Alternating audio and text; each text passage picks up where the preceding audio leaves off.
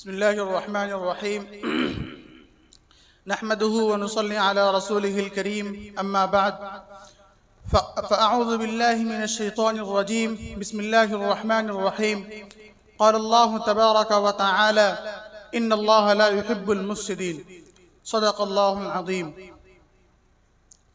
Honorable Chief Guest, distinguished judges, prestigious teachers, and my all Islamic brothers, Assalamu alaikum wa rahmatullahi wa barakatuh.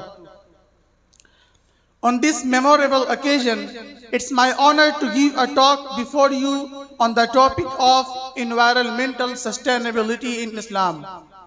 Dear audience, Islamic beliefs, traditions, and values provide an effective and comprehensive solution to the current environmental challenges faced by the human race. Islam has a rich tradition of highlighting the importance of environmental protection and conservation of natural resources. According to Islamic law, the basic elements of nature, land, water, fire, forest, and light belong to all living things, not just human beings. The Holy Quran and Sunnah are a guiding light to promote sustainable development around the world. Allah subhanahu wa ta'ala commands human beings to avoid doing mischief and wasting natural resources, as these acts cause degradation of the environment. The privilege to exploit natural resources was given to the mankind on a guardianship basis, which implies the right to use another person's property on the promise that it will not be damaged or destroyed. Dear listeners, the Holy Quran has a number of specific references to ecology and also contains some important principles for environmental conservation. The first principle which guides Islamic teachings on environmental sustainability is the concept of trusteeship.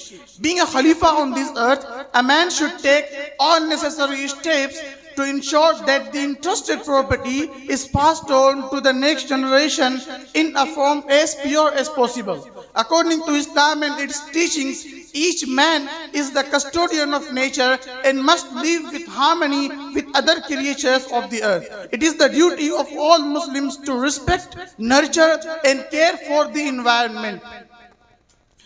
Corruption of all kinds, including environmental corruption, which includes industrial pollution, environmental damage, and reckless exploitation and mismanagement of natural resources, are disliked by Allah subhanahu wa ta'ala. Thus Allah subhanahu wa ta'ala rightly says in Surah Bani Israel, verse number 37, do not walk on the earth in haughty style. You can neither tear the earth apart, nor can you match the mountains in height. Again Allah subhanahu wa ta'ala says in Surah Al-A'raf, verse number 85, do not make mischief on the earth after it has been set in order. That is good for you if you are believers.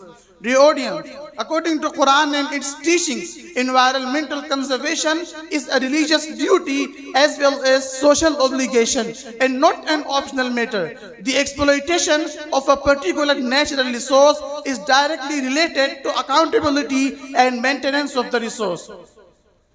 Dear brothers, as far as the prophetic traditions are concerned, there are various ahadith or traditions of the Holy Prophet Muhammad sallallahu alaihi wasallam which also deal extensively with various aspects of environment, including resource conservation, land reclamation, and environmental hygiene.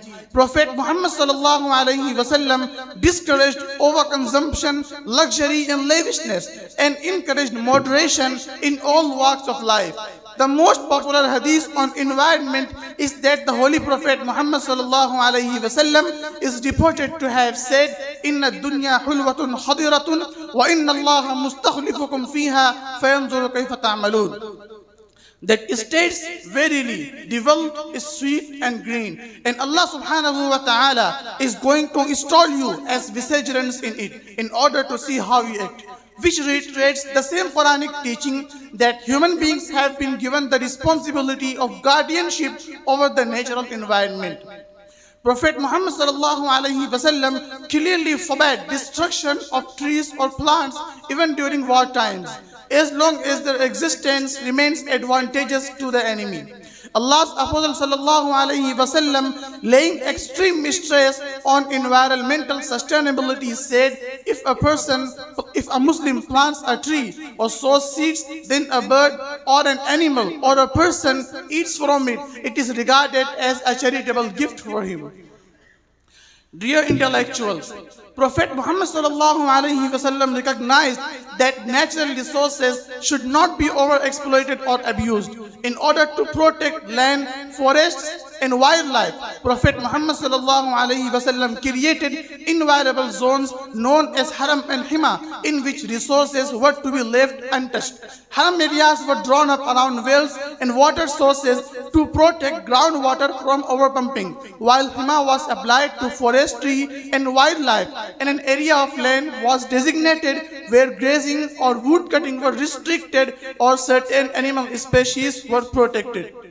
The creation of inviolable zones shows the importance placed by the Holy Prophet Muhammad sallallahu alaihi wasallam on sustainable use of natural resources and protection of wildlife and agricultural land. Here, with this beautiful Urdu couplet, I would like to wind up my speech. ठहर गई है तबीयत उसे रवानी दे, ठहर गई है तबीयत उसे रवानी दे, ज़मीं प्यास से मरने लगी है पानी दे. Thank you for giving me this chance and listening to me carefully. Have a nice afternoon. MashaAllah.